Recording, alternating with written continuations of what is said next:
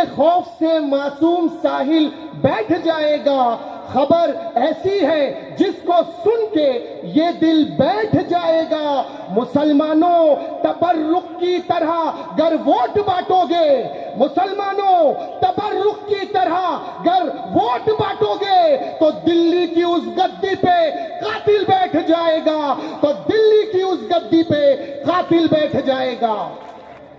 जिसके घर में संविधान लिखा गया, बाबा साहब अंबेडकर की आल, उनका पोता इस वक्त इस मंच पर बैठा है और इन्हें देखकर तो अच्छे अच्छों के पसीने छूट जाते हैं।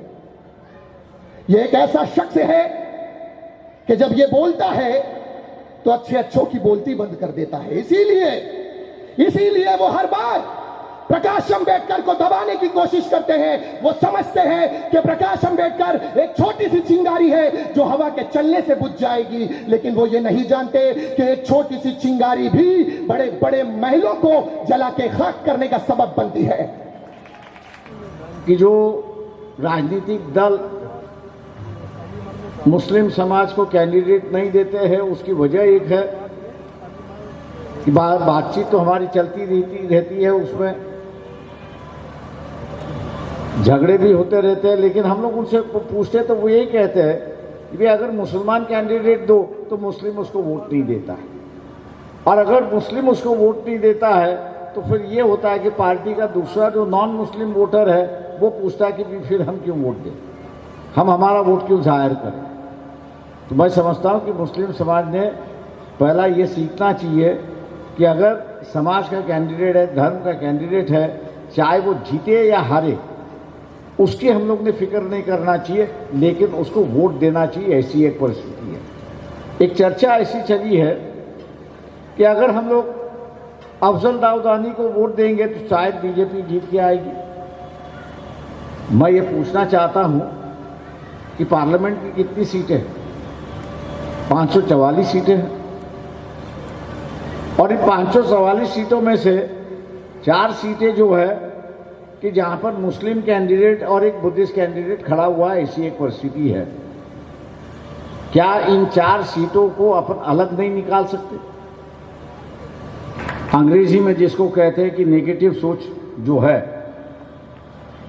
नकारात्मक सोच जो है, उसको हम लोग इस कॉन्स्टिट्यूंसी के निकाल दो। नकारात्मक सोच जो है उसको निकालो, और जो पॉजिटिव सोच है, जो हकीकत है, और हकीकत की सोच है कि अगर हमने अफजल दाऊदानी को वोट दे दिया तो मैं मान के चलता हूं, और मुसलमानों ने तय कर लिया कि वोट देना है, तो मैं मान के चलता हूं कि बंबई से एक मुस्लिम कैंडिडेट हम लोग यहां पर जिता सकते हैं, और साउथ बॉम्बे से वो जीत सकता है। ऐसी एक परिस्थिति है, और इसलिए मैं आपसे ऐलान करता हूं, और हम लोग करना चाहते ये है कि अफजल दाऊदानी को जिताना है, और अफजल दाऊदानी का जो गैस सिलेंडर है वो गैस सिलेंडर पार्लियामेंट में पहुंचना चाहिए।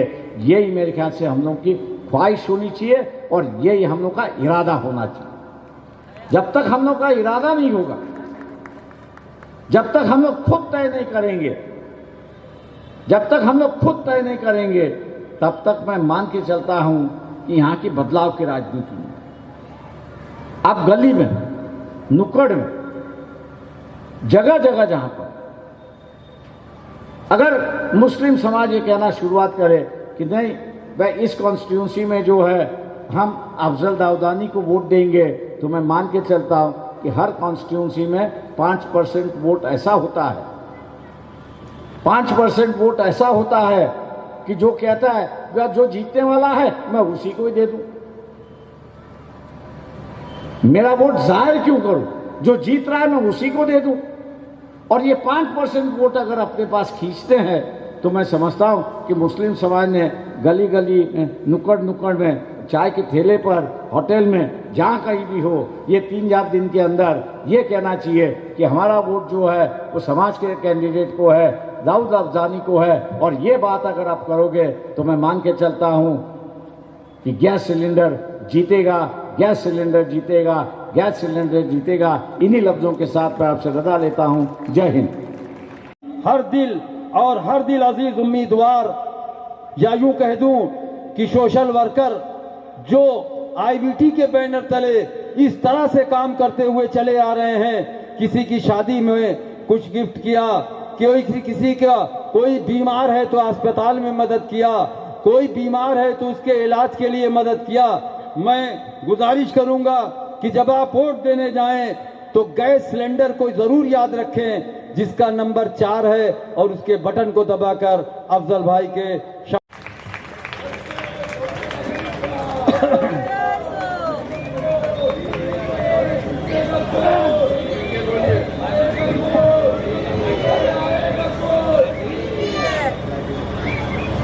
बिस्मिल्लाहिर्रहमानिर्रहीम। अस्सलाम वालेकुम। जय भीम मेरे दोस्तों। मैं कोई नेता नहीं हूं, मैं आप ही में से एक बच्चा हूं जिसको मौका दिया आदरणीय प्रकाश आंबेडकर जी ने कि आज हम उस लायक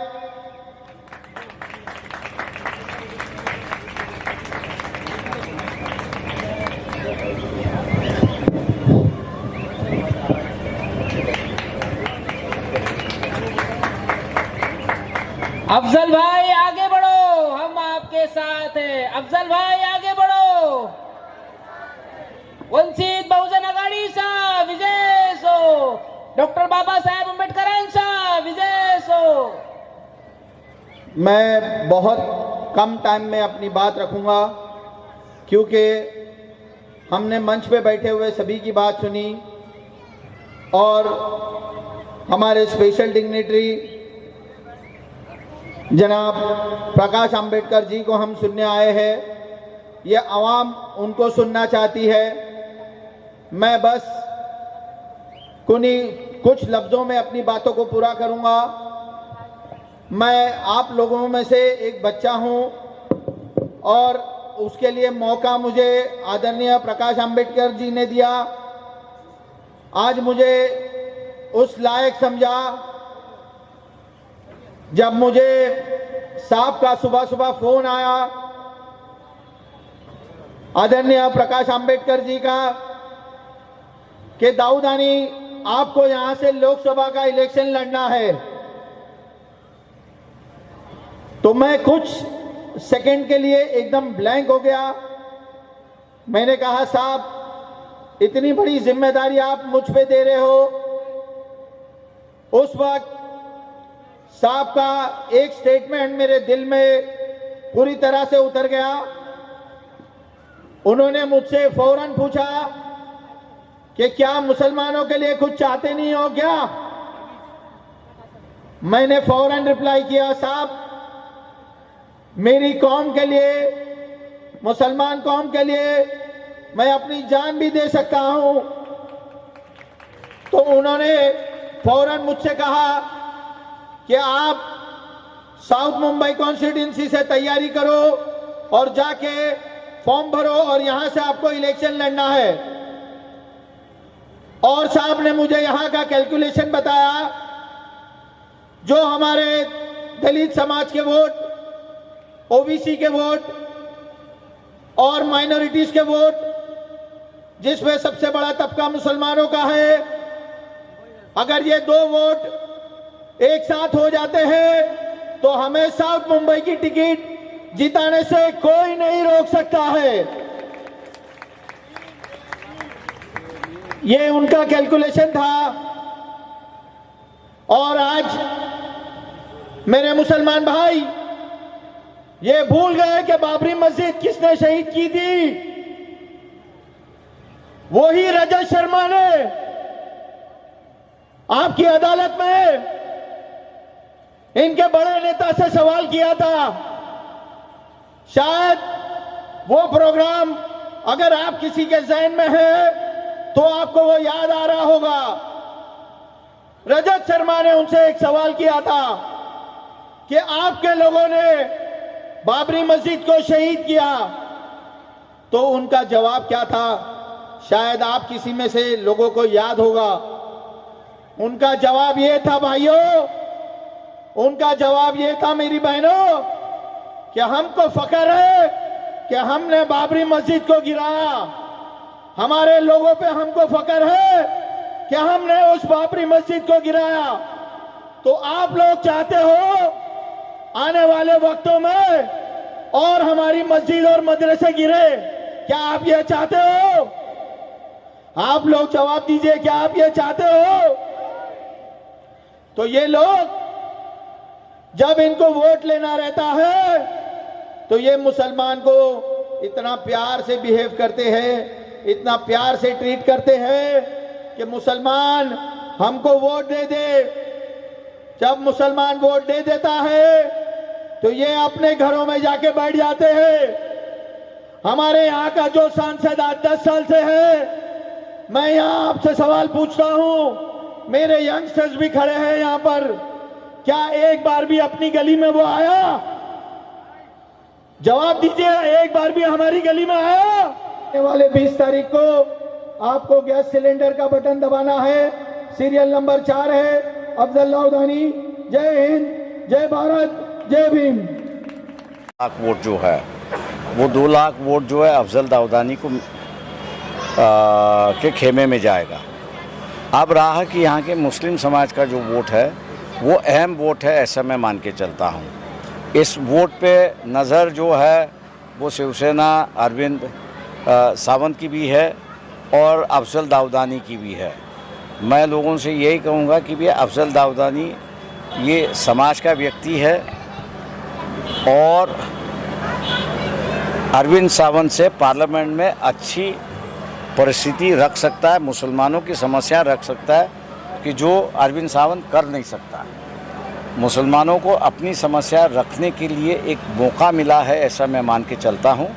उस मौके का उन्होंने फ़ायदा लेना चाहिए।